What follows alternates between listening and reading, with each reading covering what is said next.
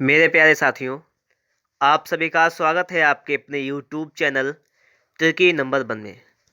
तो आज की इस वीडियो में हम लोग बात करने वाले हैं कि जो भर्ती परीक्षा हुई थी लेखपाल की 2015 में, उसका प्रथम पाली 13 सितंबर 2015 का पेपर कैसा आया था। इस पेपर के बारे में हम लोग बात करेंगे।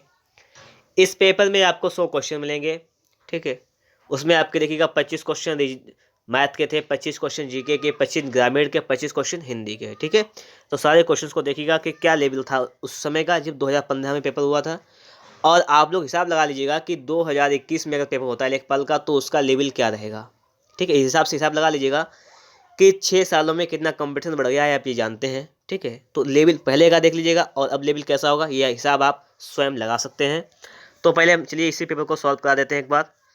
देखिए, भाग 1 आपका स्टार्ट हुआ है यहाँ से हिंदी से, और हिंदी में आपका यहाँ पर निर्देश लिखा हुआ है। इसको समझते हैं पहले हम लोग फटाफट से एक बार कि प्रश्न 1 और 2 में लिखित लोकोक्तियों मुहावरों के सही अर्थ चुनकर लिखिए।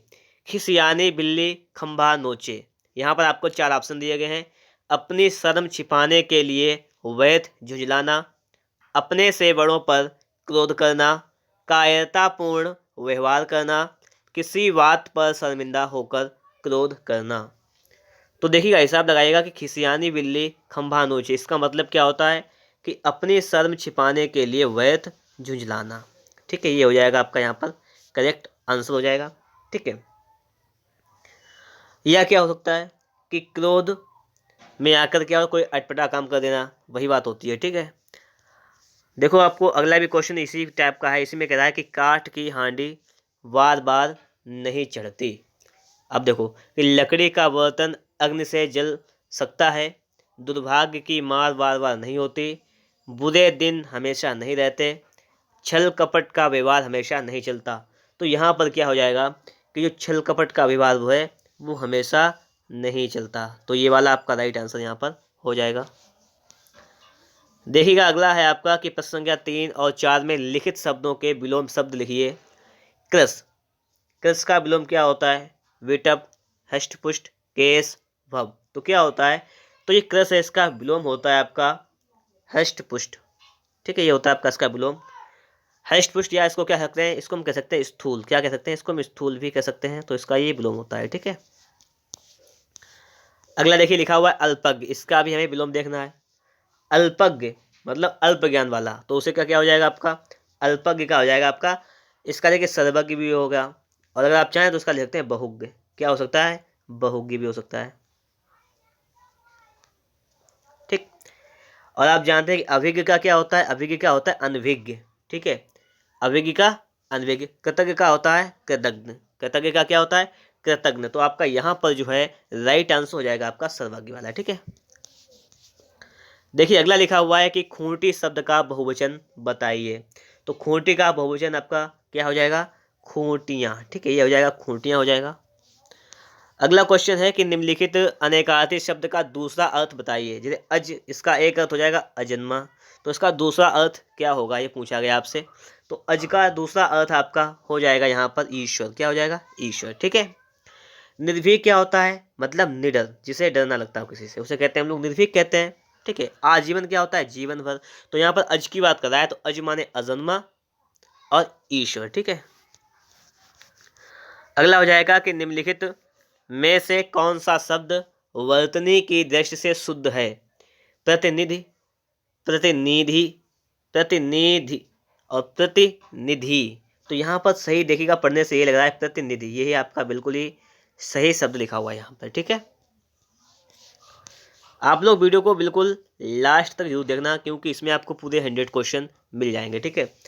लिखा हुआ है निर्देश, प्रश्न संख्या 8 और 9 के वाक्यों में से कुछ में त्रुटियां हैं।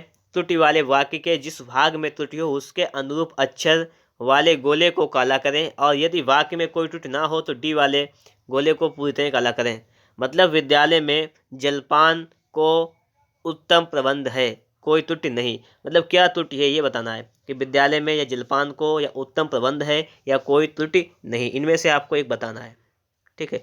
तो क्या हो जाएगा कि विद्यालय में जलपान को नहीं, जलपान का विद्यालय में जलपान का उत्तम प्रबंध है। तो जलपान को वाले में गलती है, तो ऑप्शन नंबर बी में आपकी यहाँ पे गलती हो जाएगी। ठीक है, अगला देखिएगा, क्वेश्चन नंबर 9 आपसे यहाँ पे कह रहा है, मुझे रेलगाड़ी में यात्रा करना अच्छी लगती है।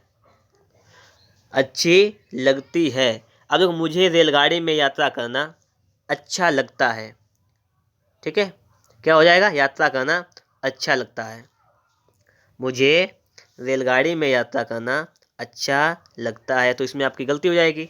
तो ठीक है, ये वाला आपका गलत पार्ट हो जाएगा, पार्ट नंबर सी। चलिए देखते हैं अगला क्वेश्चन। निम्नलिखित में से कौन सा शब्द तत्सम है? तत्सम बताना है कौन सा है। ठीक है, देखिए लिखा हुआ है आज।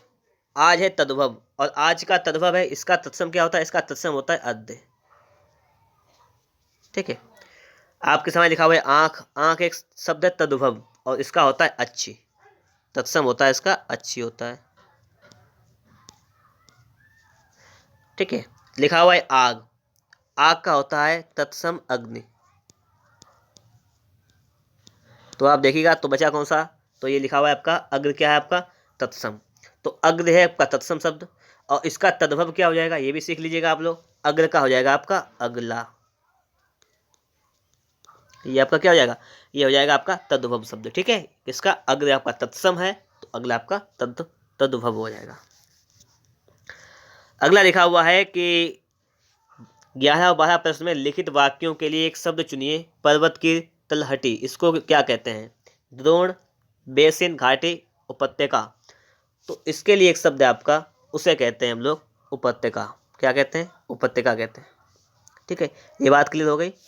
ठीक है, और देखिएगा अगला, देखिए, कंजूसी से धन व्यय करने वाला। कंजूसी से धन व्यय करने वाला क्या होता है? कृपण, मसरण, ठीक है, मितव्ययी या अल्पव्ययी। तो देखिएगा, ये हो जाएगा आपका कृपण माने कंजूस।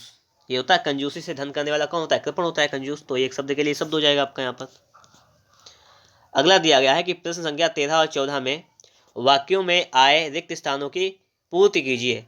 कि आप उसका हृदय इतना कोमल है कि वह कि मित्र को क्या वह अपने, ये डेश लिखा हुआ है, को भी चोट नहीं पहुंचा सकता। और मित्र का विपरीत क्या होता है? शत्रु होता है। तो यहाँ पर देखिए, शत्रु को पहले पुट करके देखिएगा कि उसका हृदय इतना कोमल है कि वह मित्र तो क्या वह अपने शत्रु को भी चोट नहीं पहुंचा सकता। तो बिल्कुल सेट हो रहा है यहाँ पर। तो आपका यहाँ पर ए वाला ऑप्शन राइट आंसर हो जाएगा। अगला देखिएगा, लिखा हुआ है कि देश रक्षा के लिए प्रत्येक नागरिक को रहना चाहिए। कैसा रहना चाहिए?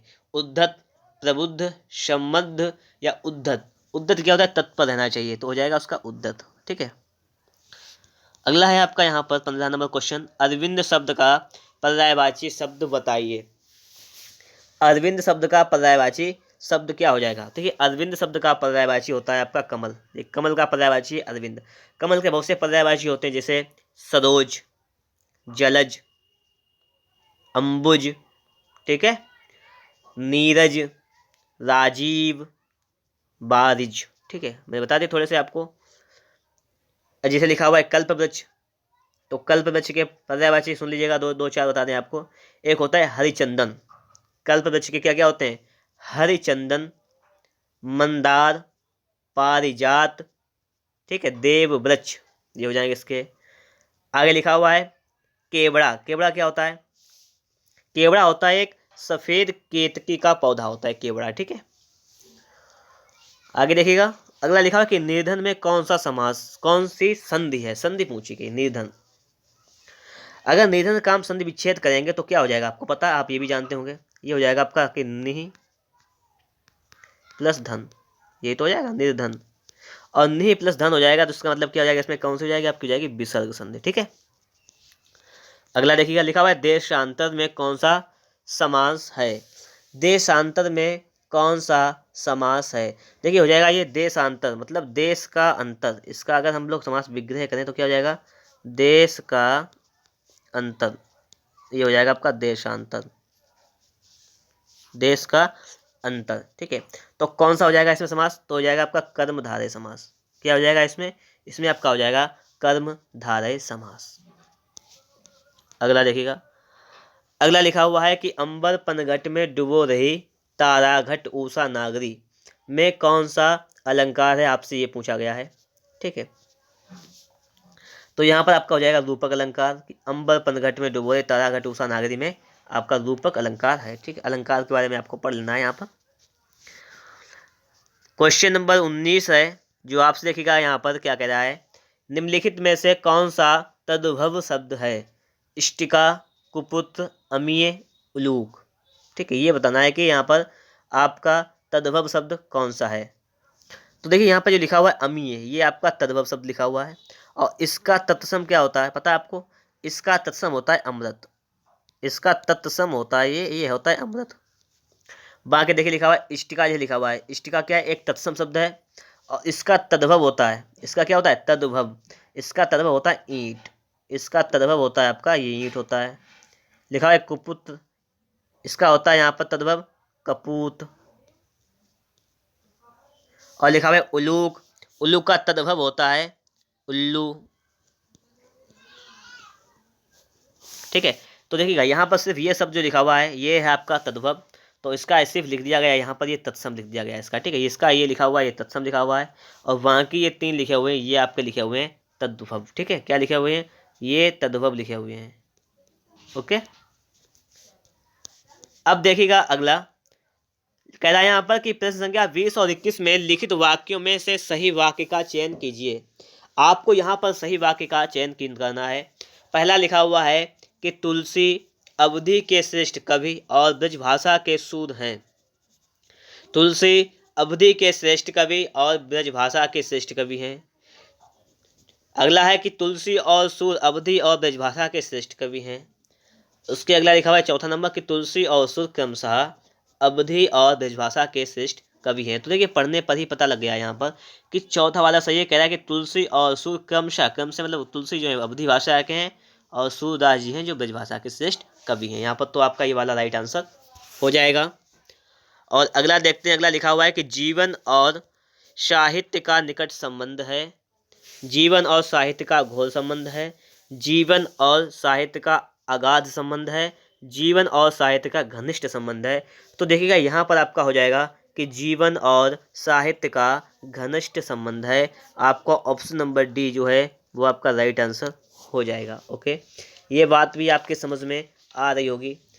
अब देखते हैं हम लोग अगला, देखिएगा लिखा हुआ है कि करुण रस का स्थायी भाव क्या है।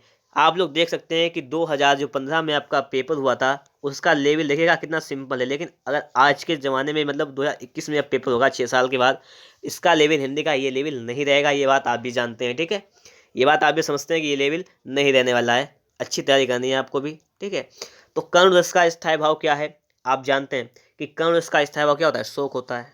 ठीक है, फिर उत्साह किसका स्थायी भाव है, बात तो ये भी है। तो ये हो जाएगा आपका वीर रस का, ये हो जाएगा आपका वीर रस का स्थायी भाव हो जाएगा। आगे क्या, रति, रति किसका है, तो आप जानते हैं कि रति किसका होता है, ये होता है श्रृंगार रस का, ये हो जाएगा आपका श्रृंगार रस। हास्य किसका हो जाएगा, ये भी आपको मालूम है कि हास्य, हास्य इसका हो जाएगा हास्य या हास्य। ठीक है, वो बात वही है। अगला है कि 23 नंबर, मैं खाना खा चुका था, इस वाक्य में भूतकालिक भेद है, मतलब भूतकाल का कौन सा भेद है।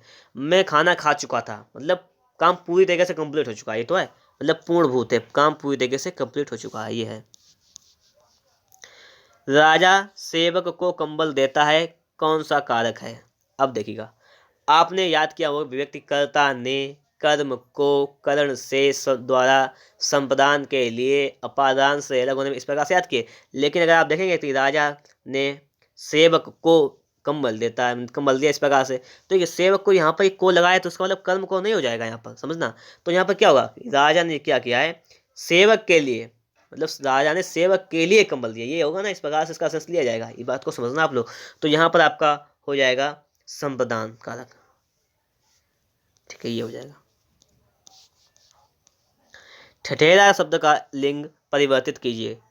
ठठेरा एक पुल्लिंग शब्द है, इसका स्त्रीलिंग बनाना है। ठठेरा का हो जाएगा आपका ठठेरिन, तो ऑप्शन नंबर ए यहाँ पर राइट हो जाएगा। ठीक है, तो यहाँ पर आपके 25 क्वेश्चन थे वो कंप्लीट हो चुके हैं, किसके, हिंदी के। अब देखिए स्टार्ट होता है यहाँ पर मैथ। आप लोग अब मैथ का भी लेवल देखिएगा कि मैथ का लेवल क्या था। यहाँ पर कह रहा है 26 नंबर क्वेश्चन कि यदि एक वृत्त की परिधि उसके व्यास से 18.6 सेंटीमीटर अधिक है तो वृत्त का व्यास क्या होगा। ठीक है, अब देखिएगा वृत्त का व्यास क्या होता है, पता है आपको, डी मान लें, और परिधि क्या होती है 2πr। देखिए परिधि होती है 2πr, इसको लिख सकते हैं यहाँ पर 2r हो जाएगी आपकी व्यास, r होती है त्रिज्या, तो हो जाएगी पाई डी, ये हो जाएगा आपका, ये हो जाएगी परिधि। ठीक है, डी या पाई डी कर सकते हैं। तो यहाँ पर आपको दिया गया कि यदि एक वृत्त की परिधि तो उसके व्यास से 18.6 मीटर अधिक है, अगर उसकी परिधि से, ये परिधि हो जाएगी, इससे व्यास डी घटा दें तो कितना है, तो आपको दिया गया है 18.6। तो आपको फाइंड करना है तो वृत्त का व्यास कितना होगा, डी निकालना है। तो डी यहाँ से कॉमन ले लेंगे, बचेगा पाई का मान होता है 22/7 और माइनस का 1 बराबर 18.6।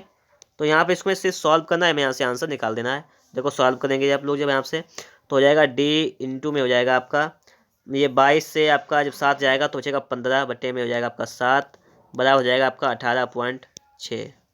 ठीक है, इतना हो जाएगा।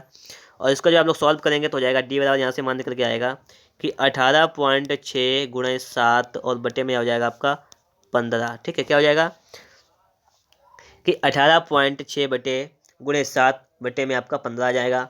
और इसको आपको स्वयं सॉल्व करना है। ठीक है, यहाँ पे इतनी जगह नहीं बचेगी, इसको सॉल्व करें, तरीका पूरा मैंने आपको यहाँ पर बता दिया है। क्वेश्चन नंबर देखेंगे 27 नंबर का। 27 नंबर क्वेश्चन यहाँ से आपसे क्या कह रहा है, समझिएगा इसको आप लोग। कह रहा है कि दो संख्याओं का मासा जो है आपका और लासा, मासा 12 है, लासा 24 और 48 है। यदि संख्याओं का अंतर 60 है तो संख्याओं का योगफल क्या होगा। अगर संख्याएं मान लें कि संख्या ए बी है, ठीक है, तो अंतर दिया गया कि ए माइनस बी आपको 60। और आप जानते हैं कि संख्याओं का गुणनफल क्या होता है, लासा गुणे मासा, तो गुणनफल भी मिल जाएगा हमें, कितना हो जाएगा 12 गुणे 2448। जब 12 2448 के आप गुणा करेंगे तो कितना आ जाएगा, इसको अभी चलिए ऐसे ही दे देते हैं। ठीक है, गुणा आ जाएगा, हमें इसका अंतर पता है, हमसे संख्याओं का योगफल पूछा गया, मतलब a प्लस बी पूछा गया है कि a प्लस बी बराबर क्या हो जाएगा। ठीक है, इसके लिए हम आपको बताएंगे, एक फॉर्मूला बता देंगे, उस फॉर्मूले से सवाल को लगाएंगे तो सवाल हमारा सॉल्व हो जाएगा। ठीक है, अब देखते हैं। तो देखिएगा हम लोग यहाँ पर क्या करेंगे, a प्लस बी का फॉर्मूला देखिए आप लोग जानते होंगे, वो अप्लाई करेंगे। ठीक है, क्या होता है, ये होता है आपका कि √a माइनस बी का होल स्क्वायर प्लस 4ab। ठीक है, इसको अप्लाई करेंगे तो हो जाएगा आपका √, ये हो जाएगा आपका 60, तो हो जाएगा आपका 60 का स्क्वायर प्लस 4 गुणे ए का मान हो जाएगा 12, ए भी था गुणा निकाला था, लासा गुणे मासा होता तो 12 गुणा 2448। अब देखिएगा इतना काम हो गया है, इसके बाद बचा क्या है, देखिए आपको मालूम है कि 60 का वर्ग कितना होता है 3600, तो 3600 लिखेंगे। 4 गुणा 12 गुणा 2448 की जब गुणा करेंगे तो ये गुणा करने पे आएगा 117504। इनको ऐड करके आपको वर्गमूल निकालना है, तो आपका यहाँ पर हल करने पे आएगा 348। ठीक है, हल करना है इतना। ठीक है, अगला देखिएगा, एक स्कूटर और एक मोपेड के मूल्यों का अनुपात जो है 9:5 है। यदि एक स्कूटर का मूल्य एक मोपेड के मूल्य से 4200 रुपये अधिक है तो मोपेड का मूल्य क्या होगा। देखिए एक स्कूटर है, एक मोपेड है, इनके मूल्य का जो रेशियो है वो दिया गया आपको 9:5। अब आपसे यहाँ पे कह रहा है कि यदि एक स्कूटर का जो मूल्य है वो एक मोपेड के मूल्य से 4200 रुपये अधिक है, आप देखिएगा कितना अधिक है, आप कहेंगे कि 5 से 4, 5 4 9 मतलब 4 अधिक है, तो मतलब 4 का वैल्यू आपको यहाँ पे दिया गया है 4200। तो देखिएगा 4 का वैल्यू 4200 दिया गया, तो 4 से कटेगा 4 1 4, 4 1 4 0, 4 5 20 0, मतलब 1 का वैल्यू कितना आ जाएगा, 1 का वैल्यू रेशियो में आ जाएगा आपका 1050। आपसे पूछा गया है मोपेड का मूल्य, क्या पूछा गया है, मोपेड का मूल्य क्या हो जाएगा।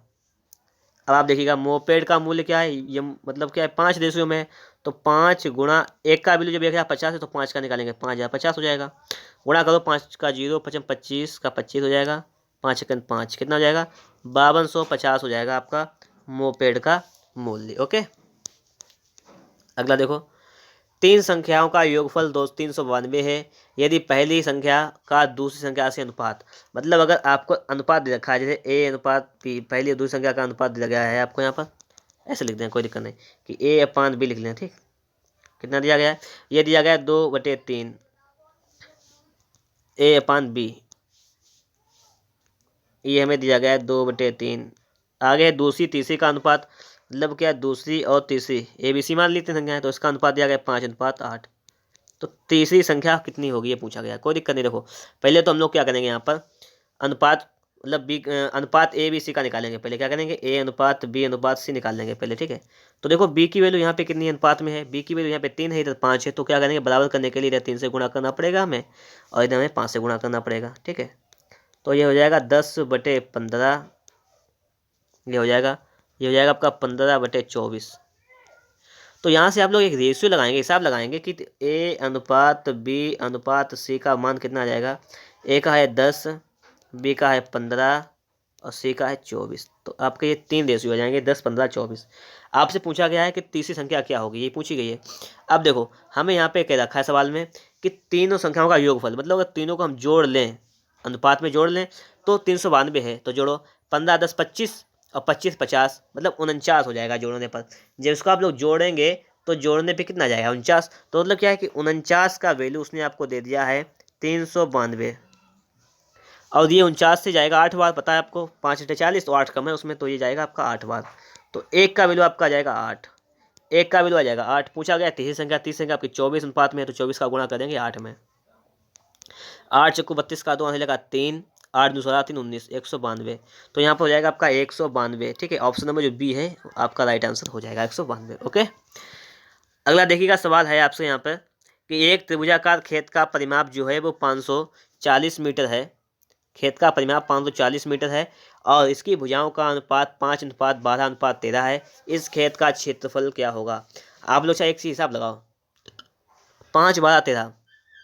आपने समकोण त्रिभुज पढ़ा होगा खूब अच्छी तरीके से, पढ़ा होगा आप समकोण त्रिभुज। उसमें देखिएगा, अगर हमारा कर्ण 13 है तो एक 5 होगा आधार, एक लंब 12, इस प्रकार से हो जाएगा। ये तो आप जानते होंगे, कोई दिक्कत नहीं होगी।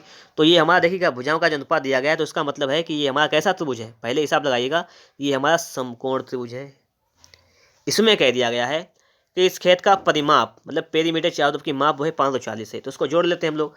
तो देखिए 5 + 12 और +13, ये रेशो में जोड़ा हमने। ये दो टोटल एक्चुअल वैल्यू देखी 540 को हल करो पहले। ये हो जाएगा आपका, ये 3 2 5 5 10, ये तो हो जाएगा 30 हो जाएगा।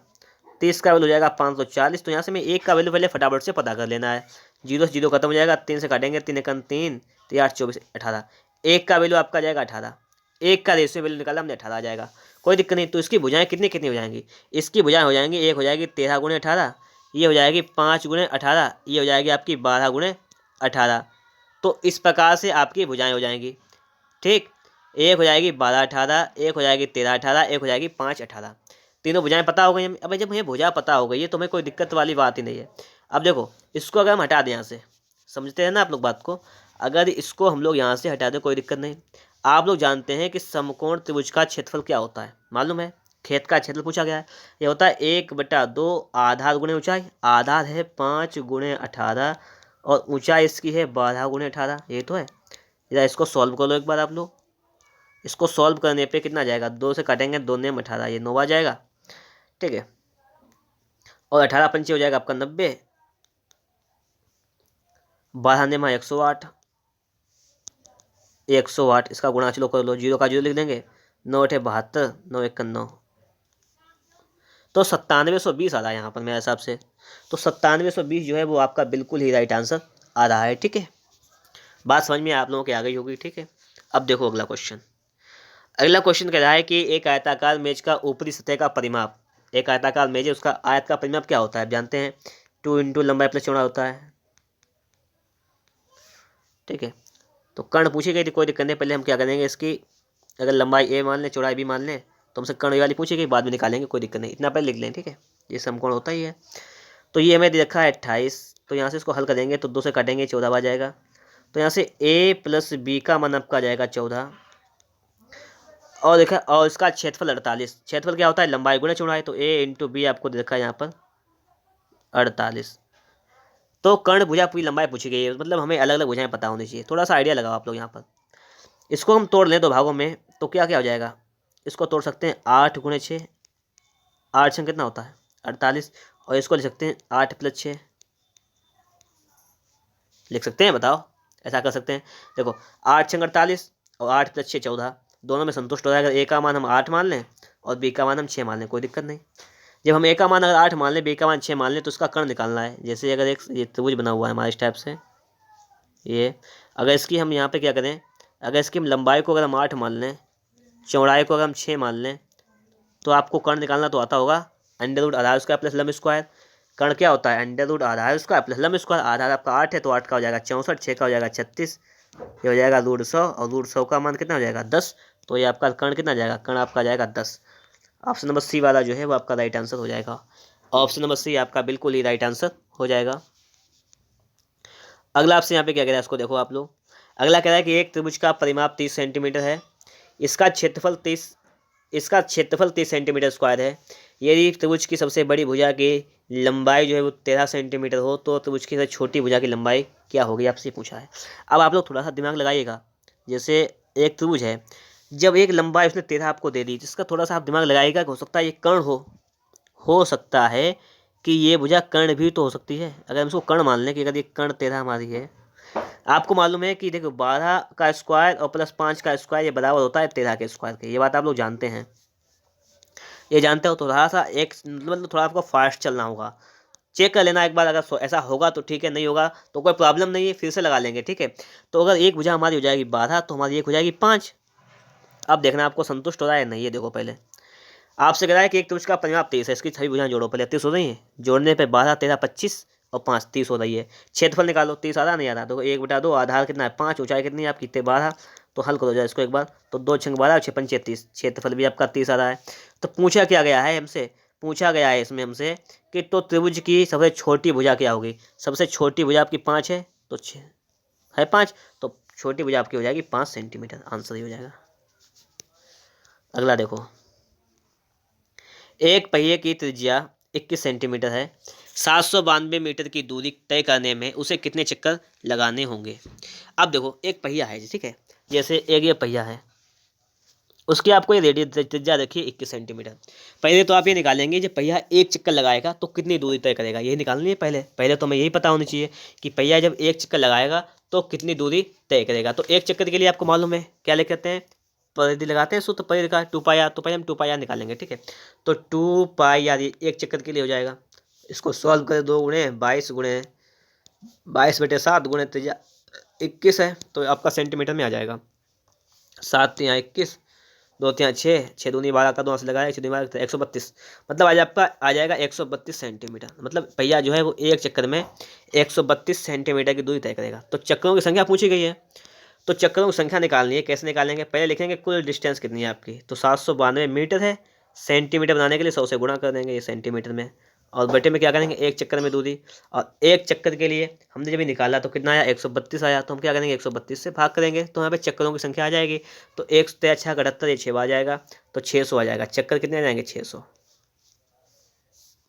Option number B correct answer. Okay, देखो चाहे इस सवाल को देखो, इसमें कह रहा है कि किसी काम को एक पुरुष एक महिला से दुगनी तेजी से काम करता है। पुरुष जो है मतलब मैन जो है वो वुमेन से 2 गुने तेजी से, वुमेन 2 काम करता है, मैन 2 काम करता है तो वुमेन 1 काम करती है, ये कह रहा है, ठीक है। देखो समझो कि किसी काम में एक पुरुष एक महिला से 2 गुना तेज है, मतलब अगर महिला 1 काम करती है तो पुरुष 2 काम करता है। एक महिला एक लड़के से 2 गुनी तेज है, तो महिला जो है वुमेन वो लड़के मतलब बॉय से 2 गुनी। अगर बॉय 1 काम करता है तो महिला 2 काम करती है। तो पहले तो उनका रेशियो निकाल लो, पहले फर्स्ट बात तो ये है, एक दिन की बात है। देखो डब्ल्यू का मान 2 है यहाँ पर, तो हम क्या करेंगे डब्ल्यू से 2 से यहाँ पे गुणा कर दो केवल बस। तो ये 4 अगर है तो डब्ल्यू 2 आ जाएगा। तो यहाँ पर man ratio women ratio boy, इनका रेशियो निकालेंगे तो 4 रेशियो डब्ल्यू, यहाँ पर 2 वहाँ पर भी 2, तो 2 रेशियो 1, ये हो जाएगा, ठीक है। सही है। यदि वे अर्थात सभी एक पुरुष एक महिला एक लड़का मिलकर किसी काम को 4 दिन में पूरा कर सकते हो। अब देखो किसी दिन को मतलब 4 दिन में काम पूरा कर लेते हो, ये है। देखो एक आदमी एक दिन में 4 काम करता है, तो 4 प्लस एक औरत एक दिन में 2 काम करती है, 2 प्लस एक लड़का 1 काम करता है, ये एक दिन का काम हो जाएगा। 4 × 3 = 7, 7 काम एक दिन का हो जाएगा। और इन्हें लगते हैं पूरे 4 दिन, तो मतलब क्या करेंगे 4 से अगर गुणा कर दें तो टोटल काम आ जाएगा। तो 7 × 4 = 28, मतलब क्या हो जाएगा यहाँ पर आ जाएगा 28। ये 28 आपका क्या हो जाएगा, मतलब ये आ जाएगा 28 की टोटल वर्क आपका हो जाएगा 28, ये तो जाएगा 28 काम हो जाएगा। ठीक है, यहाँ पे 28 काम हो जाएगा। और आगे का सवाल और आपसे कह रहा है कि यदि यदि एक लड़का अकेले उसे कितने दिन में पूरा कर सकता है, मतलब कि पूछा गया है तो एक लड़का अकेले उसे कितने दिनों में पूरा कर लेगा, 28 काम है। ठीक है, एक लड़का जो है वो एक दिन में एक काम करता है, तो एक से बने भाग, लड़का एक दिन में एक काम करता है, तो 28 दिन में लड़का 28 काम कर लेगा। तो यहाँ पर ऑप्शन नंबर जो है वो ए वाला आपका राइट आंसर हो जाएगा। ठीक है, बात समझ में आ गई होगी। अगला देखो आप लोग सवाल, अगला कह रहा है कि 60 लीटर मिश्रण में अम्ल और पानी 2:1 के अनुपात में है, इसमें कितना लीटर पानी मिलाया जाए ताकि अम्ल और पानी का अनुपात 1:2 हो जाए, ये तो है। ठीक है, देखो 60 लीटर मिश्रण में अम्ल और पानी का अनुपात 2:1 है। अगर 60 लीटर का कोई मिश्रण है और 2:1 के अनुपात में है तो कितना कितना हो जाएगा बताओ। मैं 60 को 2 1 3, टोटल 3 है, 3 दूनी 6 20, तो एक हो जाएगा 40 और एक हो जाएगा 20। ठीक, मतलब 40 और 20 है, तो 40 लीटर और 20 लीटर का मिश्रण है। ये आपका अम्ल एसिड हो जाएगा, अम्ल ये हो जाएगा आपका पानी हो जाएगा। अब कह रहा है कि इसमें कितना लीटर पानी मिलाया जाए। देखिए अम्ल 40 है, पानी 20 है, तो इसमें हम पानी को और कितना मिला दें, हमने कहा था 1 मिलीलीटर मिला दिया जाए, तो इसका अनुपात हो जाएगा आपका 1:2। आप लोग अगले टैब से भी लगा सकते हैं, इसके बहुत टैब लगाने के हैं तो इससे लगा लीजिएगा, चाहे किसी से लगा लें। ठीक है, तो इसको सॉल्व करोगे जब तो हो जाएगा 80 बराबर हो जाएगा 20 + x, तो यहाँ से x का मान आ जाएगा 60, और इसका मतलब क्या है कि पानी कितना मिलाया जाए, 60 लीटर पानी मिलाया जाए। ठीक है, अब देखो अगला सवाल, अगला है कि त्रिभुज ए बी सी में कोण ए वो है 90 डिग्री है, ए 25 बी 7, 10 बी का मान क्या होगा। तो देखो सबसे पहले हम क्या करेंगे, एक त्रिभुज बना लेंगे।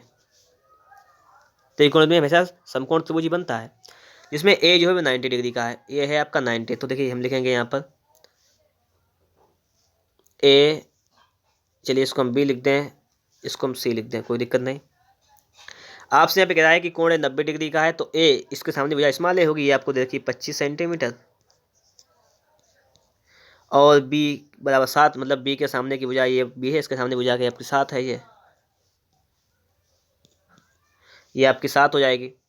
ठीक है, कोई दिक्कत ही नहीं है। जब आपकी ये 7 हो जाएगी तो ये देखिएगा एक होता है समकोण त्रिभुज में कि कर्ण स्क्वायर बराबर होता है आधा स्क्वायर प्लस लंब स्क्वायर। यहाँ पे हमें आधा निकालना है, तो आधा के लगा देंगे फॉर्मूला √ कर्ण स्क्वायर माइनस का लंब स्क्वायर यहाँ से, तो ये निकल के आ जाएगा आपका कर्ण कितनी 25, 25 का हो जाएगा 625 से 49 को घटा देंगे, तो यहाँ पर कितना हो जाएगा 576, ये हो जाएगा 24 के लिए। ठीक है, तो ये आधा 24 निकल के आ जाएगा, कितना आ जाएगा आधा निकल के आपका आ जाएगा 24, मतलब 24, आधार आपका आ जाएगा यहाँ पर 24। अब जब आधार आपका 24 हो जाएगा तो इसके बाद आगे बात समझो थोड़ी सी और। हमने पूछा गया 10 बी का मान, ये बी का मान निकालना है 10 बी का। अब देखो 10 थीटा क्या होता है, 10 बी के लिए क्या हो जाएगा, इस कोण के लिए इसके सामने की भुजा लंब होगी, तो हो जाएगा लंब बटे आधार होता है 10 के लिए।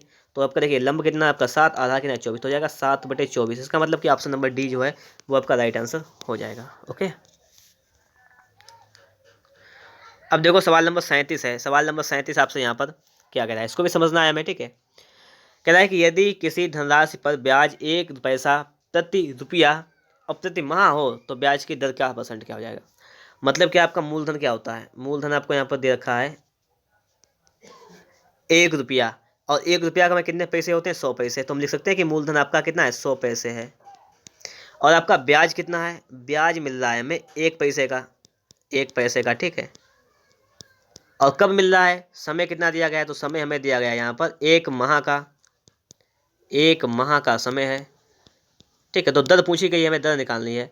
दर क्या हो जाएगी, देखिए आप लोग एक बात जानते हैं, आप लोगों को एक बात मालूम है कि देखिए ब्याज बराबर सूत्र हमारा होता है, क्या होता है, मूलधन गुणे दर गुणे समय, ये सूत्र आपका होता है, ये आप लोग जानते हैं, और बटे में 100 होता है, इतना होता है, इसी पे हमें अप्लाई करना है बस। तो अप्लाई कैसे करेंगे आप लोग देखो, यहाँ पर ब्याज कितना है 1 पैसे का, तो लिखेंगे 1 बराबर मूलधन कितना है 100 पैसे गुणे दर, दर पता नहीं आ लिख लेंगे, समय कितना है 1 महीने का है, बटे में 100 है तो 100 करेंगे, और देखिए 1 है 1 महीने का, और समय वर्ष में होता है तो वर्ष में कन्वर्ट करने के लिए 12 से भाग कर देंगे, तो ये वर्ष में चेंज हो जाएगा। ठीक है, साल में जिसे कहते हैं वर्ष से साल, तो देखो 100 से 100 खत्म हो जाएगा, 12 का गुणा करेंगे तो आर का मान आपका आ जाएगा 12, दो दर आपकी कितनी हो जाएगी 12% हो जाएगी। ओके, अगला सवाल है आपका, देखिएगा अगला सवाल कि 50 प्रेक्षकों के एक समूह का मानक विचलन 8 है। यदि प्रत्येक प्रेक्षण को 2 से गुणा कर दिया जाए तो मानक विचलन का मान क्या होगा। देखिए, जब प्रत्येक प्रेक्षण को हम 2 से गुणा कर देंगे तो मानक जो विचलन है उसमें भी 2 से गुणा हो जाएगा। कितना, 8 है तो 8 का 2 गुना ये भी हो जाएगा, 8 दूनी 16, ठीक है, तो 16 ये हो जाएगा।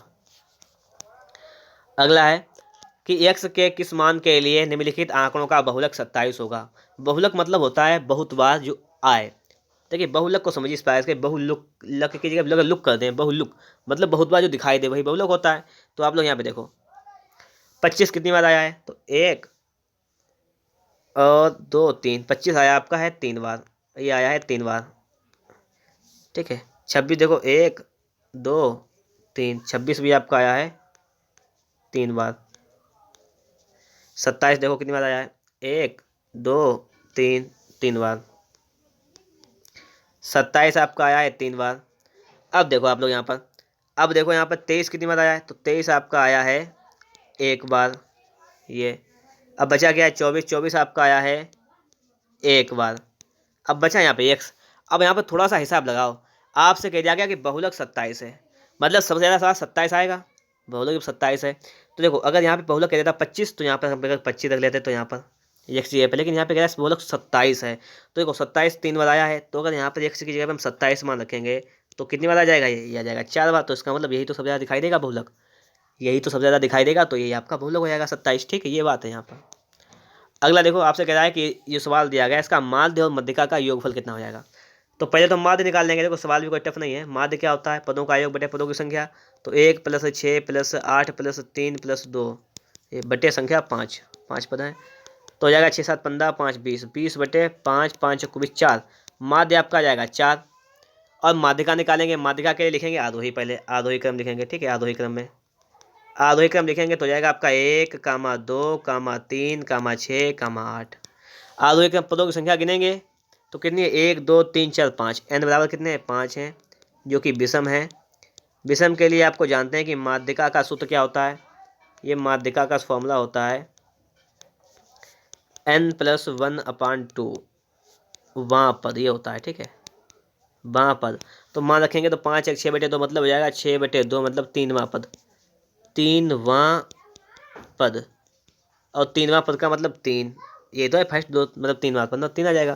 तो आपकी माध्यिका कितनी आ जाएगी 3, और माध्य कितना आया था 4, जोड़ पूछा गया है तो 4 3 7 ये हो जाएगा, ठीक है। अब देखो आप लोग अगला सवाल, अगला सवाल आपसे यहाँ पर क्या कह रहा है इसको भी देख लेते हैं। तो देखिएगा सवाल लिखा हुआ है 41 नंबर। एक व्यक्ति अपनी यात्रा का 2/11 भाग ट्रेन द्वारा, 17/22 भाग कार द्वारा, शेष 1 किलोमीटर पैदल चलकर तय करता है। वह कितनी दूरी तय करता है, दूरी पूछी गई है।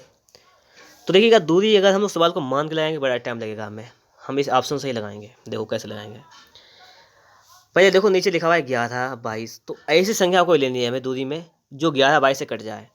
अगर 24 लेंगे तो कटेगी नहीं, 27 कटेगी नहीं, ये तो हटा दो पहले। 33 और 22, 33 11 से तो कट जाएगी लेकिन 22 से नहीं कटेगी, तो हमें लेना पड़ेगा 22 जो दोनों से कट जाएगी। अब देखो अगर हम दूरी मान लें कि 22 किलोमीटर है, ठीक है, तो ट्रेन से कितना चला व्यक्ति, वह ट्रेन से कितनी यात्रा की, तो 22 अगर टोटल दूरी है तो 22 का 2/11, 2/11 करेंगे। इसको सॉल्व कर दो एक बार फटाफट से, 11 दूनी 22, 2 दूनी 4 मतलब 4 किलोमीटर भी इसने तय की है ट्रेन से। कार द्वारा निकालेंगे हम लोग तो टोटल दूरी 22 ही थी हमारी, मानी थी हमने, और 17/22 कर देंगे यहाँ पर, 22 से आपका 22 कैंसिल हो जाएगा, तो 17 किलोमीटर आ जाएगी। तो 17 4 21, और शेष 1 किलोमीटर उसने पैदल, पैदल कितनी हो जाएगी 1 किलोमीटर, तो 17 4 21 22, तो हो जाएगा टोटल 22 दूर। तो दूरी कितनी है टोटल 22 ही तो है, 22 का बिल्कुल 22 ही आ रहा है। ओके, अगला देखो, अगला यहाँ पर आपसे कह रहा है, इसको समझना है आपको कि वर्गीकृत आंकड़ों का माध्य अभिकलित करते समय हम मानते हैं कि बारंबारताएं, बारंबारताएं किस टाइप की ये मानते हैं, तो इसमें हो जाएगा कि वर्गों के वर्ग अंकों पर केंद्रित है, बस इतना मानना है हमें। 930.25 के वर्गमूल में से कौन सा सबसे छोटा भिन्न घटाया जाए जिससे प्राप्त परिणाम एक पूर्ण संख्या आ जाए। तो सबसे पहले इसका वर्गमूल ले लेते हैं, वर्गमूल कितना आता है ये देखो पहले।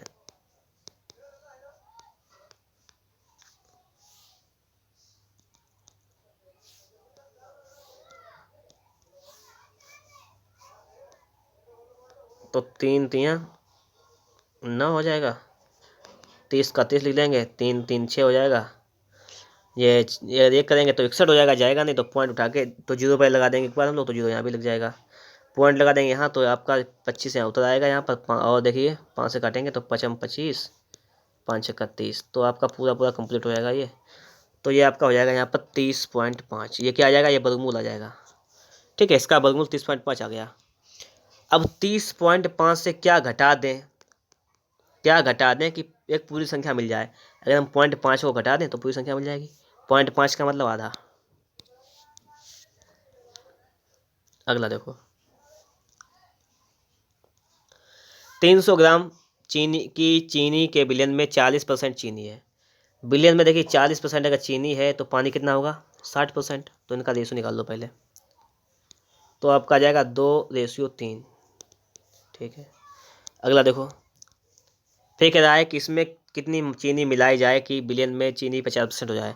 अगर 50% हो जाएगी तो पानी भी 50%, तो आ जाएगा आपका 1:1।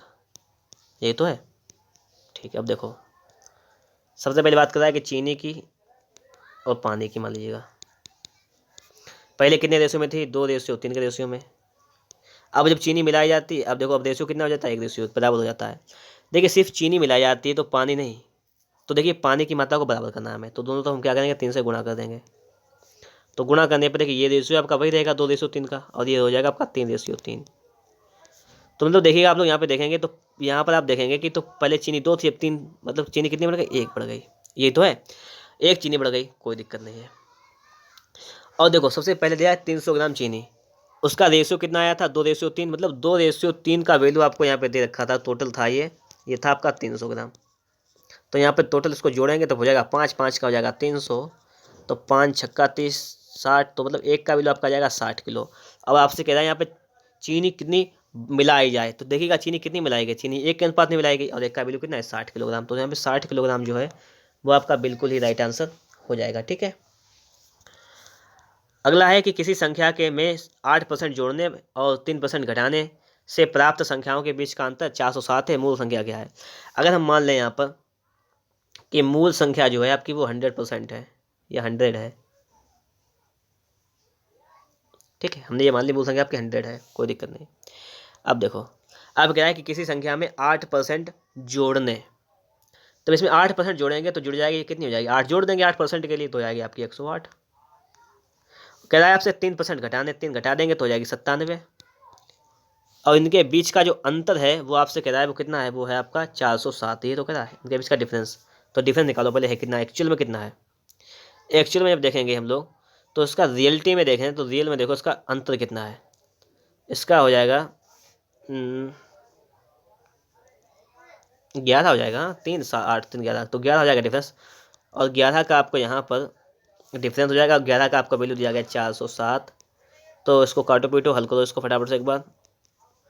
तो देखो यहाँ पर 11 3 33, 11 से 77, तो एक का वैल्यू आपका आ जाएगा 37। ठीक है, तो मूल संख्या थी आपकी 100, तो हो जाएगा 3700। कितनी हो जाएगी, तो 37 का हो जाएगा आपका 3700। ठीक है, कोई दिक्कत नहीं, इस टाइप से सवाल को लगा सकते हैं आप लोग। अब देखेंगे हम लोग अगले सवालों को फटाफट से। देखिए ये बिल्कुल सेम वही पेपर है जो आपका आया था। ठीक है, मैंने आपको तारीख बताई थी कब किस तारीख को आया था और कब किस सन में आया था। 5 सही 3/4, 4 सही 4/5 और 7 सही 3/8 के योग में कौन सा भिन्न जोड़ा जाए कि परिणाम एक पूर्ण संख्या आ जाए, ये आपसे कहा गया है। देखो सिंपल सी बात है, इसको हम क्या लिख सकते हैं, 5 और प्लस 3/4 अलग अलग कर सकते हैं, कोई दिक्कत नहीं, वही बात आएगी। ठीक है, +4 + 4/5 + 7 + 3/8। इसमें हम लोग क्या करें, पहले ही हम लोग ये पूर्ण वाली संख्या को हटा दें। अब बचेगा क्या, ये बचा 3/4, 4/5, 3/8, इसको सॉल्व कर लें। क्या क्या बचा हमारे पास, 3/4, 4/5, 3/8। ठीक है, लासा कर लें, लासा लेकर उसको हल करो जरा एक बार। तो लासा लेकर हम लोग हल करेंगे तो कितना आ जाएगा आपका, 40 लासा, और 4 दहामन 4 मतलब 3 दहामन 30 हो जाएगा, 5 8 40, 8 चौको 32 हो जाएगा, और 8 पंचे 40, 5 या 15 हो जाएगा। जोड़ लेंगे इसको हम, 30 30 60, 70 2 72, 72/40। नहीं देखो, 30 30 60 2 62, और 5 67 तो 77 हो जाएगा 77/40। ये तो हो गया है, कोई दिक्कत नहीं।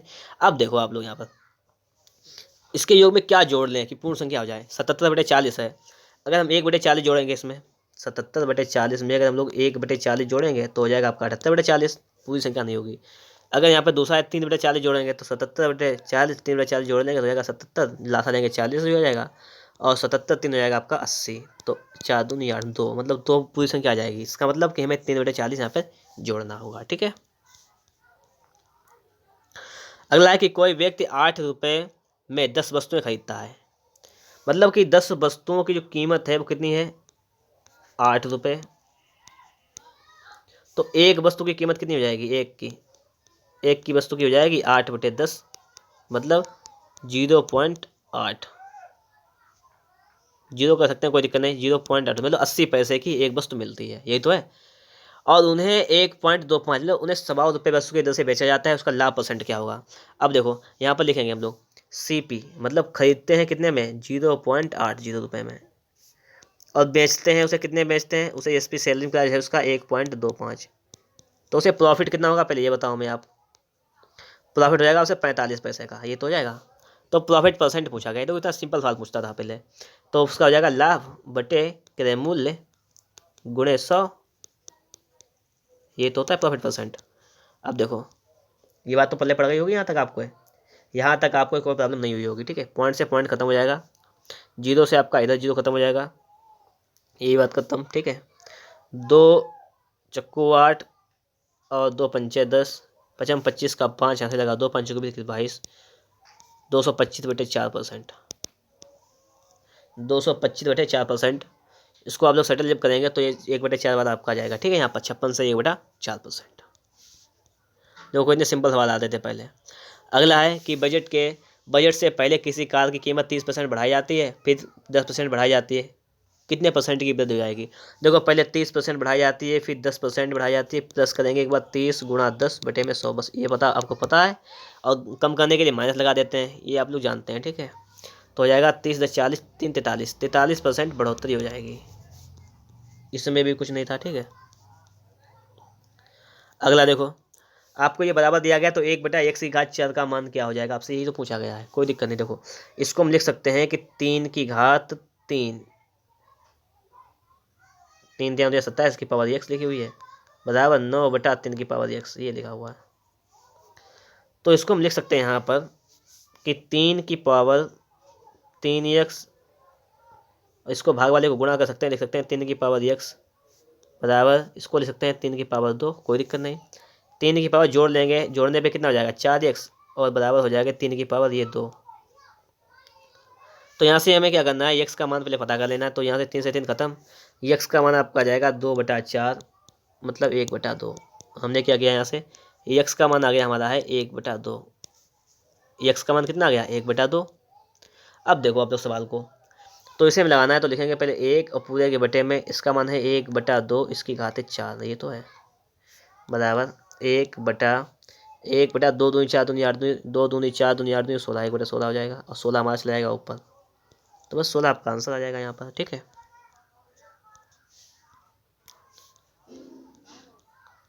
अब देखो लास्ट सवाल, 25 सवाल ये कंप्लीट हो जाएंगे। अभी जीके बचेगी और हमारी ग्रामीण बचेगी, वो भी हम सारे कंप्लीट कराएंगे, मतलब पूरा सेट आपको यहाँ पर मिल जाएगा, कोई प्रॉब्लम वाली बात नहीं है। ठीक है, तो आपको थोड़ा सा काम करना है, वीडियो को अगर लाइक नहीं किया तो अब लाइक कर दीजिएगा, चैनल पर अगर नए हैं, चैनल को सब्सक्राइब नहीं किया तो चैनल को सब्सक्राइब जरूर कर लीजिएगा। ठीक है, और इस वीडियो में बताइएगा अभी कि आपके लिए और प्रैक्टिस सेट लाया जाए या नहीं, ये भी बता दीजिएगा हमें, ताकि हम फिर आपके लिए और अधिक से अधिक प्रैक्टिस सेट भी ला सकें। इस सवाल में क्या कह रहा है कि कोई धनराशि साधारण ब्याज पर 10 वर्षों में अपनी दोगुनी हो जाती है, दर कितनी है। अगर मेरे पास 100 रुपये थे मूलधन के रूप में, तो वह 200 हो जाते हैं। ठीक है, ये है। तो ये बताओ हमें ब्याज कितना मिलता है, इस पर ब्याज मिलता है 100 रुपये का।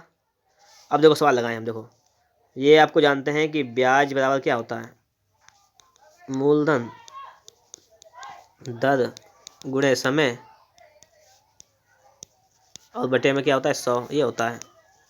अब देखो यहाँ पर सवाल क्या कह रहा है कि ब्याज कितना मिलता है, 100 का मिलता है, मान लीजिएगा किस पर, 100 रुपये पर, तभी तो दोगुने हो जाते हैं। दर पूछी गई है, समय आपको दिया गया है 10 बस का, बटे में करेंगे 100। कोई दिक्कत ही नहीं, देखो यहाँ पर सीधी सी बात है, एक उसको समझो। 100 से आपका ये 100 खत्म, 0 से आपका 0 खत्म, तो आर के लिए कितना बचा 10%। बिल्कुल ही राइट आंसर हो जाएगा आपका 10%। ठीक है, तो इस प्रकार से आपके 50 क्वेश्चन कंप्लीट हुए, बचे हैं 50 क्वेश्चन। तीसरा भाग है आपका सामान्य जानकारी, मतलब जीके जीएस के क्वेश्चंस हैं। पहला क्वेश्चन है कि केंद्र सरकार के विकास व्यय में शामिल नहीं है, कि केंद्र सरकार जो विकास करती है इसमें कौन सा व्यय शामिल नहीं है। सामाजिक एवं सामुदायिक सेवाओं पर व्यय, राज्यों के लिए अनुदान, रक्षा व्यय और आर्थिक सेवाओं पर व्यय। तो देखिए विकास व्यय में कौन सा शामिल नहीं है, तो आपका रक्षा व्यय है वो शामिल नहीं है। ठीक है, हमारे रुधिर में ऑक्सीजन का परिवहन एक प्रोटीन द्वारा होता है जिसका नाम है। ठीक है, तो देखिए हमारे शरीर में जो है ऑक्सीजन का परिवहन कौन करता है, वो करता है हीमोग्लोबिन नाम का एक प्रोटीन। वो क्या होता है, एक हीमोग्लोबिन एक प्रोटीन होता है, वो करता है। ठीक है, ये बात भी आपको जाननी चाहिए यहाँ पर। और जैसे यहाँ पर आपके लिए सामने लिखा हुआ है ये केरोटीन, ये केरोटीन जो लिखा हुआ है इसका मतलब क्या है, ये इसको भी समझ लेते हैं थोड़ा सा। जैसे केरोटीन से क्या होता है कि नाखून आपने देखे हैं, नाखून है, मानव के बाल हैं, बाल और नाखून इनका निर्माण होता है केरोटीन से। ठीक, अगला क्या है मायोग्लोबिन। तो मायोग्लोबिन क्या होता है, मायोग्लोबिन जो होता है कि वो मांसपेशी जो ऊतक में पाया जाता है प्रोटीन, वो होता है मायोग्लोबिन। ठीक है, अब देखते हैं अगला लिखा हुआ है अंतर्राष्ट्रीय गमन यानी माइग्रेशन क्या है। अंतर्राष्ट्रीय गमन मतलब देशों के बीच में लोगों का संचलन, या लोगों का शहर से ग्रामीण में संचलन, देश से लोगों का संचलन, या एक गांव से दूसरे गांव तक संचलन।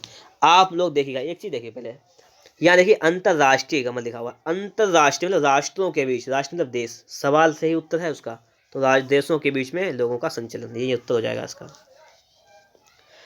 लिखा हुआ है कि सॉफ्ट बैंक और फॉक्सकॉन टेक्नोलॉजी टेक्नोलॉजी लिखा टेक्नोलॉजी ग्रुप ने एक संयुक्त उपक्रम CVG क्लीन टेक बनाया है जो ग्रीन एनर्जी प्रोजेक्टों में 10 वर्षों में लगभग $20 बिलियन का निवेश करेगा।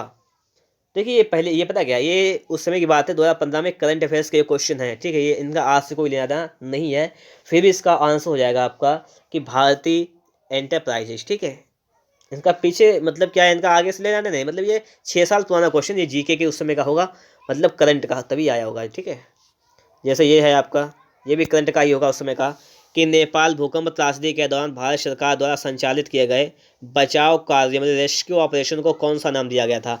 तो ये 2015 या 16 में कोई घटना घटित हुई होगी, 15 में, लगभग 15 की बात ही होगी। ठीक है, जब 2016 की बात ही नहीं है क्योंकि उससे पहले का पेपर है, तो 2015 में जब कोई घटना घटित हुई होगी तो उसी का दिया गया है। तो उसको क्या नाम दिया गया था, ये नेपाल की घटना हुई थी, इसको नाम दिया गया था ऑपरेशन मैत्री, इसका नाम दिया गया था। ठीक है, इसका क्वेश्चन का आज के से कोई लेना देना नहीं है। लोकसभा चुनाव के लिए उम्मीदवार बनने की न्यूनतम आयु सीमा कितनी है। लोक से मतलब क्या है, लोकसभा के लिए, तो लोकसभा के लिए आयु होनी चाहिए 25 वर्ष। प्रधानमंत्री बनने के लिए भी 25 साल होनी चाहिए, क्योंकि प्रधानमंत्री होता है वो लोकसभा दल का, मतलब लोकसभा से ही एक नेता होता है। ठीक है, और देखिएगा राज्यसभा के लिए बात की जाए तो होती है 30 वर्ष। ठीक है, यही पता होनी चाहिए आपको यहाँ पर। 16 अगस्त 1946 को प्रत्यक्ष कार्रवाई दिवस मनाया गया था, किसके द्वारा मनाया गया था, 16 अगस्त 1946 को कार्रवाई दिवस मनाया गया था, ये मनाया गया था मुस्लिम लीग द्वारा, ये पता होगा। देखिए बिल्कुल सिंपल सा जीके भी दिया गया है। चौरी चौरा घटना कब हुई थी, ये कब हुई थी, ये 5 फरवरी 1922 को हुई थी। ठीक है, देखिए आज के युग में जो आप पेपर दे रहे हैं कॉम्पिटिशन एग्जाम्स के, उसमें आपको ऐसे क्वेश्चन नहीं मिलते हैं, क्वेश्चन का लेवल तो बिल्कुल चेंज हो गया। तो आप लोग देख रहे होंगे कि 2015 का पेपर अगर आपको कहीं दे दिया जाता सेम सेम, तो आप तो लेखपाल बन गए होते। सोचिएगा थोड़ा सा, लेकिन ऐसा नहीं आने वाला है, थोड़ा सा चेंजमेंट होगा इसमें, पेपर में थोड़ा चेंज वाला पेपर आएगा, ये तो पक्की बात है। ठीक है, अगला है यहाँ पर कि निम्नलिखित में से सबसे अधिक ऋण विद्युतीय तत्व कौन सा है।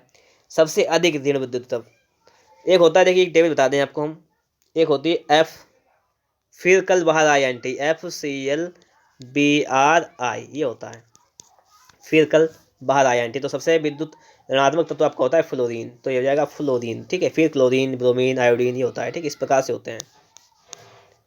किस देश ने कोपा अमेरिका 2015 जीता है। अब आपसे ये नहीं पूछा जाएगा क्योंकि 2015 की बात थी, तो उस समय ये जीता था आपका चिली ने। किसने जीता था, ये जीता था चिली ने जीता था। ठीक है, निम्नलिखित में से कौन सा कैबिनेट स्तर का होता है। कैबिनेट स्तर का कौन होता है? विपक्ष का नेता, भारतीय रिजर्व बैंक का गवर्नर, भारत का नियंत्रक एवं महालेखा परीक्षक, भारत का महान्यायवादी। तो देखिएगा यहाँ पर कह रहा है आपसे कि कैबिनेट स्तर का कौन होता है, तो ये होता है आपका विपक्ष का जो नेता होता है ना, वो होता है आपका कैबिनेट स्तर का होता है। ठीक है, तो ऑप्शन नंबर ए जो है वो आपका बिल्कुल ही राइट आंसर यहाँ पर होने वाला है। और इसके बाद हम लोग देखेंगे यहाँ पर अगले क्वेश्चंस को। वीडियो अगर अच्छा लग रहा हो तो भाई साहब एक बार वीडियो को लाइक जरूर कर दीजिएगा। ठीक है, अगला है कि प्रायद्वीपीय भारत का दक्षिणी छोर कन्याकुमारी स्थित है। मतलब क्या है कि कन्याकुमारी वो है कहाँ पर स्थित है, आपसे ये पूछा गया है। तो देखिए भूमध्य रेखा जो है, जैसे तो कन्याकुमारी जो है आपका पॉइंट वो कहाँ पर है, मकर रेखा के दक्षिण में है या कर्क रेखा के उत्तर में है, भूमध्य रेखा के दक्षिण में या भूमध्य रेखा के उत्तर में। देखिएगा कर्क रेखा जो है इस भारत की स्थिति इसी प्रकार से तो है, मतलब भारत हमारा जो है वो इस प्रकार से स्थिति मतलब भारत की है। इधर ये आपकी हो जाएगी भूमध्य रेखा, ठीक है, और यहाँ पे कर्क भूमध्य मकर नीचे हो जाएगी। ठीक है, इस प्रकार से ये हो जाएगी आपकी कर्क रेखा, ये हो जाएगी आपकी भूमध्य, ये हो जाएगी मकर। तो देख लीजिएगा कन्याकुमारी देखो यहाँ पे कोई पॉइंट होगा। ठीक है, तो कहाँ पे हो जाएगा, ये भूमध्य रेखा के उत्तर दिशा में है ना, तो ये तो हो जाएगा भूमध्य के उत्तर दिशा में। अगला है आपका वह कौन सा स्थान है जहाँ अंतिम मुगल सम्राट बहादुर शाह जफर की मृत्यु हुई थी। तो बहादुर शाह जफर की मृत्यु कहाँ हुई थी, आपको पता है, ये हुई थी रंगून यंगून में। ठीक है, कहाँ हुई थी, रंगून यंगून से कहते हैं, वहां पे इसकी मृत्यु हुई थी। अगला देखिएगा, सविनय अवज्ञा आंदोलन का मुख्य उद्देश्य क्या था। सविनय अवज्ञा आंदोलन जो था ये कब इसकी स्टार्टिंग हुई थी, 1930 में इसकी स्टार्टिंग हुई थी। और इसका मुख्य उद्देश्य क्या था, इसका मुख्य उद्देश्य था नमक कर के विरुद्ध। किसके विरुद्ध था, ये था नमक कर के विरुद्ध इसका उद्देश्य था। अगला है आपका कि भारत की उच्चतम वार्षिक वर्षा कहाँ पर दर्ज की गई, सबसे अधिक वर्षा, तो मानसीन मेघालय में दर्ज की गई। ठीक है, कहाँ, मानसीन मेघालय। देखिए बिल्कुल सिंपल से क्वेश्चन आज सभी को ये लगभग क्वेश्चन आते होंगे, तो बात क्लियर है। एनपीपी से क्या अभिप्राय है ये बताइएगा, इसका फुल फॉर्म क्या है, national population policy, national population policy. ठीक है, ये देखिएगा बिल्कुल सिंपल से क्वेश्चन है, कोई प्रॉब्लम वाली बात नहीं है। ठीक है, लेकिन आज का युग में बता चुका हूँ बिल्कुल चेंजमेंट हो चुका है एग्जाम में। तो अगला है कि हाल ही में अंतर्राष्ट्रीय क्रिकेट काउंसिल के अध्यक्ष के रूप में किसे चुना गया। ठीक है, ये बात हाल ही की नहीं है, ये बात 6 साल पहले की है। ठीक है, तो 6 साल पहले इसमें चुना गया था जहीर अब्बास जी को। लेकिन यहाँ पर आप क्या करेंगे, इसका एक क्वेश्चन आपके किसी काम का नहीं है। जून 2015 के चौथे सप्ताह में 2 उद्यमियों और अनेक नागरिक निकायों के बीच अपशिष्ट प्रबंध पर समझौता कहाँ हुआ था। तो ये कहाँ हुआ था, ये भी आपसे नहीं पूछा जाएगा, क्यों, उसका रीजन है कि ये भी पहले का ही, ये असम में हुआ था। ठीक है, लेकिन आपसे पूछा नहीं जाएगा। अगला है कि आच्छादन पर किसी पदार्थ का वायु से नमी का अवशोषण करने के गुण को क्या कहा जाता है। मतलब आच्छादन पर किसी पदार्थ का वायु से नमी का अवशोषण करने का गुण क्या कहलाता है, तो उस गुण को कहते हैं प्रस्वेदन। क्या कहते हैं, प्रस्वेदन कहते हैं। ठीक है, अगला देखिएगा क्वेश्चन आपका है यहाँ पर कि दालें किसका सबसे अच्छा स्रोत होती हैं। दालों में सबसे ज़्यादा क्या मिलता है, तो दालों से हमें प्रोटीन मिलता है। देखिए कितने सिंपल से क्वेश्चन है। मथुरा, डिगबोई, पानीपत में परिष्करण पाठशालाएं किसके कारण द्वारा स्थापित की गई हैं, ये आपसे पूछा गया है। तो ये स्थापित की गई थी आपकी इंडियन ऑयल कॉरपोरेशन लिमिटेड द्वारा, इंडियन ऑयल कॉरपोरेशन लिमिटेड के द्वारा स्थापित की गई थी। निम्नलिखित में से किसको संविधान की आत्मा के रूप में जाना जाता है, संविधान की आत्मा। देखिएगा संविधान की आत्मा के रूप में जाना जाता है आपको प्रस्तावना को। किसको, प्रस्तावना को जाना जाता है। एक बात तो बता दें कि डॉक्टर भीमराव अम्बेडकर ने जो था वो आर्टिकल नंबर 32, आर्टिकल जो था आपका 32 उसे माना था संविधान की आत्मा, ये अम्बेडकर जी ने माना था। ठीक है, अगला है कि शतपथ ब्राह्मण और तैत्तिरीय ब्राह्मण ये किसके ब्राह्मण के मूल पाठ हैं, ये किसके हैं ये बताना आपको। तो ये हो जाएगा आपके यजुर्वेद के हैं। ठीक है, शतपथ ब्राह्मण है, तैत्तिरीय ब्राह्मण, ये यजुर्वेद के ब्राह्मण के, ठीक है, मूल पाठ हैं। ढालू सड़क पर पत्थर लुढ़काना और ऊंचाई की ओर उठाने से अधिक आसान होता है, क्यों होता है, उसका कारण क्या है कि पत्थर को लुढ़काने में किया गया कार्य इसे उठाने की अपेक्षा कम होता है। तो बस यही हो जाएगा आपका कि पत्थर को लुढ़काने में जो काम किया जाता है वो उठाने की अपेक्षा कम होता है, तो इसलिए आपका ये वाला राइट आंसर हो जाएगा। ठीक है, अगला है कि निम्नलिखित में से कौन सी समिति ने मूल कर्तव्यों को संविधान में सम्मिलित करने का सुझाव दिया था। मूल कर्तव्य को जोड़ने का सुझाव किसने दिया था? तो समिति का नाम था स्वर्ण सिंह समिति। ये भी पढ़ चुके होंगे आप लोग, स्वर्ण सिंह समिति। ठीक है, और आपके मूल कर्तव्य किसमें है? ये था आपका, देखिए जब 42वां संविधान संशोधन किया गया था उसमें, ठीक है, तो उसमें क्या किया गया था कि भाग 4 के 51 का में मूल कर्तव्यों को जोड़ा गया था। किसमें जोड़ा गया था? देखो समझो, लिख दें एक बार, चलिए। 42वें संविधान संशोधन हुआ था, ठीक है, तो उसमें क्या किया गया था, जो आपका भाग था 4, उसके जो था आपका आर्टिकल 51 के काम में इसको जगह दी गई थी। पता होगा इसके बारे में, देखो पढ़ रखा होगा आपने। अगला देखिएगा, अब देखिए यहाँ पे शुरू होता है आपका ग्रामीण विकास। ठीक है, ये टोटल पूरा ये प्रैक्टिस सेट है, ऐसा नहीं है कि इसमें सिर्फ मैंने आपको थोड़ा बहुत बताया छोड़ दिया, पूरा प्रैक्टिस बता रहा हूँ यहाँ पर। देखिए ये पहले के ही चीज़ें थे, करंट की ही चीज़ थी। यहाँ पर देखो कि स्वच्छ भारत मिशन ग्रामीण के अंतर्गत ग्रामीण क्षेत्रों में शौचालय के निर्माण के लिए नवंबर 2014 में उत्तर प्रदेश सरकार ने कितने करोड़ रुपए का प्रावधान दिया था? सरकार किसकी थी जब? 2015 में अखिलेश यादव की सरकार थी, मतलब समाजवादी पार्टी। ठीक है, अब यहाँ पर भारतीय जनता पार्टी की सरकार इस समय में है। चुनाव आपका देखिए, इलेक्शन भी होने वाला है, इलेक्शन भी होगा। ठीक है, सरकार देखो किसकी बनती है। अब फिलहाल में यहाँ पर जो है आपके काम की ये चीज़ नहीं है, क्योंकि ये बहुत पहले की बात है, पहले पंचवर्षीय की, इस पंचवर्षीय की बात नहीं है। तो लेकिन फिर भी आपका उत्तर हो जाएगा 685। भारत की जनगणना 2011 के अनुसार उत्तर प्रदेश का प्रति वर्ग किलोमीटर जनसंख्या घनत्व तो क्या है? देखिए 2021 की जो जनगणना नहीं हो पाई थी, 2021 की जनगणना जो होगी, मतलब उसका डाटा 2-3-4 साल बाद आ पाएगा। ठीक है, क्लियर डाटा, तो तब तक तो आपको यही याद करना पड़ेगा। तो कितना था? तो ये था आपका 829 वर्ग किलोमीटर। ठीक है, राष्ट्रीय, अगला लिखा हुआ है राष्ट्रीय ग्रामीण पेयजल कार्यक्रम के अंतर्गत 2022 तक देश के हर ग्रामीण व्यक्ति को उसके घरेलू परिसरों में या उसके घरों में क्षितिज या ऊर्ध्वाधर दिशा में 50 मीटर की दूरी पर कम से कम कितने लीटर प्रति व्यक्ति प्रतिदिन पेयजल उपलब्ध होना चाहिए? 2022 तक के लिए मिशन था, तो कितना होना चाहिए? तो इसमें होना चाहिए था 70 लीटर। ठीक है, अगला है कि उत्तर प्रदेश में 75 जिलों सहित कितने प्रमुख मंडल हैं? तो मंडल तो आपको पता है, 18 मंडल हैं, इसमें कोई दिक्कत ही नहीं है। सामाजिक वानिकी कार्यक्रम का उद्देश्य निम्नलिखित सभी क्षेत्रों में बड़े पैमाने पर वृक्षारोपण है, सिवाय किसके? सिवाय वृक्षारोपण है, ये है कि फसल के लिए अनुपयुक्त सार्वजनिक भूमि पर। ठीक है, अगला है नगरीय औद्योगिक संपदाओं में। ठीक है, और सड़कों एवं रेल पटरियों के साथ साथ निम्नलिखित वन आरक्षित क्षेत्रों में। तो देखिएगा पैमाने पे बना वृक्षारोपण है, सिवाय वृक्षारोपण किसके अलावा है? तो ये देखिएगा, इसको छोड़ देते हैं हम लोग, नगरीय औद्योगिकरण संपदाओं में, इसको छोड़ देने के उपरांत सभी में है। उत्तर प्रदेश में किस वर्ष MGNREGA मतलब मनरेगा का प्रारंभ किया गया था? तो देखिए ये मनरेगा प्रारंभ किया गया था आपका 2006 में स्टार्ट किया गया था। क्षेत्रफल की दृष्टि से उत्तर प्रदेश का भारत के राज्यों में कौन सा स्थान है? तो चौथा स्थान है। ठीक है, चौथा स्थान है। पहला कौन है? पहला नंबर पे राजस्थान है आपका, पहले नंबर पे आपका राजस्थान, फिर हो जाएगा आपका मध्य प्रदेश, आपका हो जाएगा महाराष्ट्र, और महाराष्ट्र के बाद में आपका हो जाएगा उत्तर प्रदेश। अगला है कि 9वीं पंचवर्षीय योजना 1997 से 2002 में ग्रामीण क्षेत्रों में BPL के लिए निश्चित की गई वार्षिक पारिवारिक आय का स्तर क्या था? तो स्तर था आपका 20,000 रुपये, ये वार्षिक। उत्तर प्रदेश में प्रमुख रेल इंजन संयंत्र कहाँ स्थित है? आपसे पूछा गया है, तो कहाँ आपका है? ये मुगल सराय में है।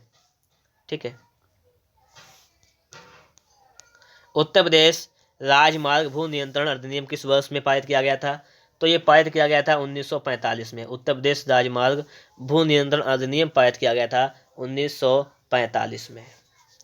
अगला क्वेश्चन आपका है, देखिएगा हम लोग 86 नंबर पे पहुंच चुके हैं, थोड़े से क्वेश्चन हमारे और रह गए हैं, बस 100 क्वेश्चन कंप्लीट हो जाएंगे।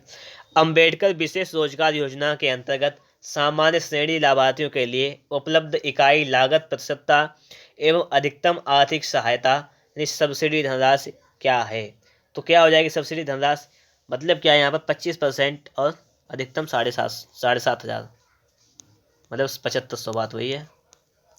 मध्याह्न भोजन कार्यक्रम मिड डे मील प्रोग्राम के अंतर्गत मध्याह्न भोजन के पकाने, परोसने, उपभोग करने में स्वच्छता का ध्यान रखने के लिए जांच पड़ताल कितनी आवृत्ति पर करनी चाहिए? मतलब जो मध्याह्न मतलब मिड डे मील जो मिलता है स्कूलों में बच्चों को, उसके लिए जांच कब करनी चाहिए? रोज या त्रैमासिक मतलब 3 महीनों में, साप्ताहिक सप्ताह में, या पाक्षिक। तो आपको ये बताना है। बताइए कब करनी चाहिए। खाना बनता है तो उसके लिए जांच तो डेली करनी चाहिए, क्या है सही क्या सही नहीं, ये तो डेली होनी चाहिए जांच, ठीक है। अगला है, एक ग्राम पंचायत में महिलाओं के लिए कितने % पद पर आरक्षित होते हैं। तो महिलाओं के लिए 33% जो पद हैं वो आरक्षित होते हैं। उत्तर प्रदेश राज्य के वित्तीय स्वास्थ्य की देखरेख तथा सरकारी लेन देनों में पारदर्शिता लाने के लिए कौन सी वेबसाइट तैयार की गई है। तो वेबसाइट का नाम है, कौन सी वेबसाइट आपकी तैयार की गई, किसके लिए, वित्तीय स्वास्थ्य के लिए। तो हो जाएगी कोसवानी, लेकिन ये 2015 में तैयार की गई होगी, अब अगली अगली साइडें चल रही हैं, ठीक है। मध्य भारत में 1 बीघा कितने हेक्टेयर के बराबर होता है। तो ये कितने हेक्टेयर के बराबर होता है, ये होता है आपका 0.2529 हेक्टेयर के बराबर। कोई इसमें एक्स्ट्रा इफेक्ट बताने लायक नहीं है जो बताया जाए आपको, ठीक है। कौन से शास्त्रीय नृत्य रूप का उत्तर प्रदेश से उद्भव हुआ है। उत्तर प्रदेश, कुचिपुड़ी, घूमर, कथक, भरतनाट्यम, इनमें देखना है। तो देखिए कुचिपुड़ी ये कहाँ का है, ये आंध्र प्रदेश का हो जाएगा। घूमर, घूमर हो जाएगा आपका राजस्थान का हो जाएगा, ठीक है।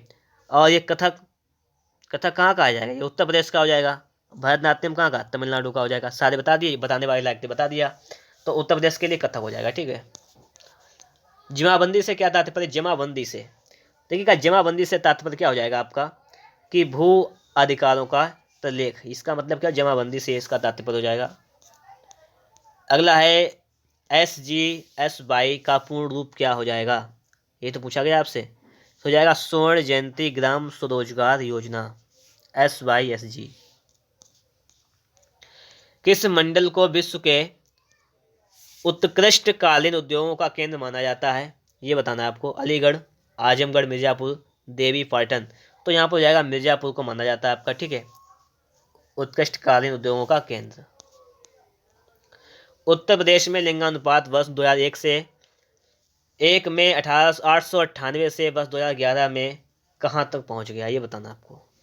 तो ये पहुँच गया 912 तक। उत्तर प्रदेश में किस प्रकार की मिलें सबसे अधिक संख्या में है। चावल, कपड़ा, इस्पाती, बेलनी, चीनी। तो किसकी मिलें सबसे अधिक हैं, तो चीनी की मिलें सबसे अधिक हैं, ठीक। BPL सूचियों से छूटे हुए BPL परिवारों को लाभ पहुंचाने के लिए कौन सी योजना प्रारंभ की गई थी, ये तब की बात है। तो मुख्यमंत्री महामाया गरीब आर्थिक मदद योजना ये स्टार्ट की गई थी, ठीक है। निम्नलिखित में से कौन सा एक उत्तर प्रदेश राज्य के अधीनस्थ न्यायिक सेवा के रूप में कार्य करता है। चंदौली जिला न्यायालय, पीलीभीत, बांदा जिला न्यायालय, इटावा जिला न्यायालय। तो यहाँ पर आपका क्या हो जाएगा कि जो इटावा जिला न्यायालय है एक अधीनस्थ न्यायिक सेवा के रूप में कार्य करता है, ठीक है। ब्रिटिश शासन के दौरान उत्तर प्रदेश में भूमि पंजीकरण किस अधिकारी के द्वारा किया जाता था। ब्रिटिश शासनकाल की बात कर रहे हैं यहाँ पर। तो देखिएगा ब्रिटिश शासनकाल में उत्तर प्रदेश में भूमि पंजीकरण किस अधिकारी के द्वारा किया जाता था, उसे कहा जाता था, पता क्या कहा जाता था, पटवारी। और वर्तमान में पटवारी को कहा जाता है लेखपाल। तो यहाँ पर हो जाएगा आपका C नंबर, ठीक है। राज्यसभा में कितनी सीटें उत्तर प्रदेश से हैं, तो 31 है। राज्यसभा में 31 सीटें जो हैं वो की उत्तर प्रदेश से हैं। लीजिएगा, हो गया सेट। इसमें आपकी देखिएगा GK बहुत ही सिंपल लेवल का, मैथ सिंपल लेवल का, सब सिंपल लेवल का है। ग्रामीण भी बहुत अच्छी है और इसमें हिंदी भी। तो ये 2015 का, लेकिन पेपर भी तो है, पेपर भी आपका 2015 का है। कोई दिक्कत नहीं, आप तैयारी बेस्ट, आपकी तैयारी भी इससे बेस्ट होगी, ठीक है। आपने बहुत से एग्जाम भी दिए होंगे, नहीं दिए कोई बात नहीं, आप इसका एग्जाम दीजिएगा, अच्छा है। अगर आपने पेट एग्जाम क्वालिफाई कर लिया उसके बाद ही आप दे सकते हैं इसका एग्जाम, ये भी तो बात है। तो अगर आप लोगों को हमारा ये वीडियो पसंद आया तो फटाफट से एक बार वीडियो को लाइक कर दीजिएगा। चैनल पर नए हैं और आप लोगों ने अभी तक हमारे इस चैनल को सब्सक्राइब नहीं किया है तो चैनल को सब्सक्राइब करके साथ में बेल आइकन को भी प्रेस कर लीजिएगा। मिलते हैं नेक्स्ट वीडियो के साथ।